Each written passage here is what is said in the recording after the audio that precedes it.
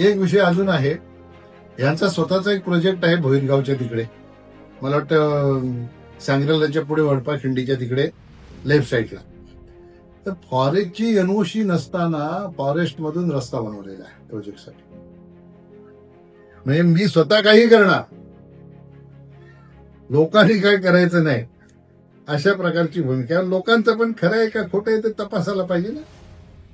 तुमचं फॉरेस्टचं जग जाहीर आहे, पुरावे आहेत, पण आम्ही विकासाच्या बाजूने असल्यामुळे आम्ही या फंदात पडत नाही. बरोबर. आता उद्या काय MMRD ला आम्ही सांगू शकतो की तुम्ही फॉरेस्ट मधल्या जागेतून फॉरेस्टची एनओसी नसताना तुम्ही त्या ठिकाणून त्यांनी रस्ता केला आणि त्या रस्त्याच्या आधारे परमिशन दिली कशी, ते विचारू शकतो ना. पण हे आमचं काम नाही. आम्ही असले धंदे करत नाही. आम्ही विकासाच्या बाजूने आहोत. जिथे विकास होत असेल तिथेही शेतकऱ्यांचे गोडाऊन असतील आणि त्या शेतकऱ्यांच्या पाठीमागे आम्ही ठामपणाने उभे असतो. डेव्हलपमेंट शहराची झाली पाहिजे, गावांची डेव्हलपमेंट झाली पाहिजे, गावच्या प्रत्येक नागरिकाची डेव्हलपमेंट झाली पाहिजे, या भूमिकेत आम्ही असतो. म्हणून आम्ही हे फालतू धंदे करत नाही.